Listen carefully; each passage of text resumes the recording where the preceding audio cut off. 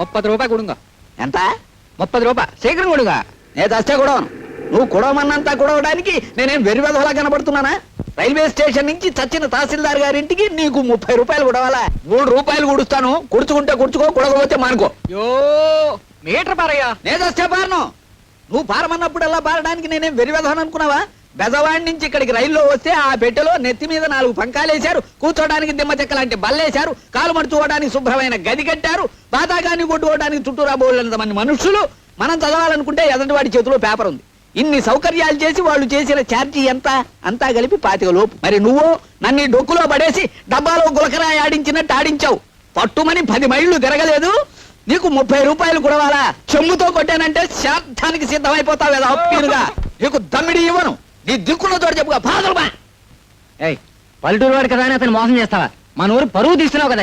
ఆయన ఎంత ఇస్తే అంత తీసుకుని మర్యాద వెళ్ళి అలా పెట్టు గడ్డి వేల హప్పి. అయ్యో అయ్యో అయ్యో உங்களுக்கு ஒரு வணக்கம், உங்க அப்பாவுக்கு ஒரு வணக்கம். నోర్మై, నా అప్ప సంగతి నీకెందుకురా? దాని ఇష్టం అది ఎవరితో లేచిపోయింది. చెంబుతో కొట్టానంటే శార్థానికి సిద్ధమైపోతావు కదా హప్పిని. ఏమనుకున్నావో? భలే వాడువాయా బాబు, భలే చావుగిరాకి తగిలింది పొద్దున్నే. నువ్వు వద్దు, నీ డబ్బులు వద్దు. వీడి సుత్తి కాదు బాబు రంపం. ఉప్పిరుగే కదా ఉప్పిరుగే.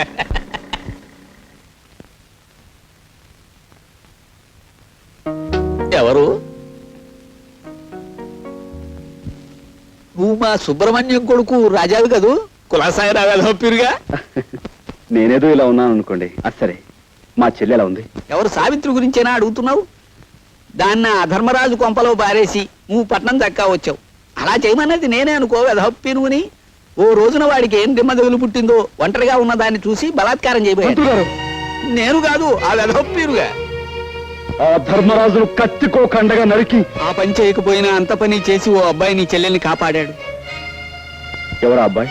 మన ఊరికి కొత్తగా వచ్చిన మాస్టర్ బాబు. అతన్ని నీ చెల్లెల్ని రక్షించడమే కాదు, పెళ్లి కూడా చేసుకున్నాడు. దాంతో అతగాడి మీద కక్ష కట్టి ఆ ధర్మరాజు అతని ఉద్యోగాన్ని పీకించేశాడు. దాంతో వాళ్ళ పరిస్థితి మరీ దుర్భరంగా తయారైంది బాబు. ఒక్క మాటలో చెప్పాలంటే మునుపు మీరు అనుభవించిన దరిద్రం అంతా ఇప్పుడు వాళ్ళు అనుభవిస్తున్నారు. బాబు, నిన్ను చూస్తుంటే 4 రాళ్లు సంపాదించి ఆర్థికంగా బాగానే ఉన్నట్టు కనిపిస్తున్నావు. నీ తోడబుట్టింది కష్టాల్లో ఉన్నది, దాన్ని ఆదుకోవాల్సిన కనీస ధర్మం నీది. పెద్దవాడిని నా మాట విను. నువ్వు డబ్బు తిరస్కరిస్తున్నావు. ఒక చిన్న అబద్ధానికి 10,000 రూపాయలు ఇస్తున్నాను. అందులో నువ్వు సవరించడం చేత్తో ఇస్తున్నాడు. నీవు జీవితంలో ఈ డబ్బు కాదన్నావంటే చాలా అప్రయోజకుడు అయిపోతావు. బాగా ఆలోచించుకో.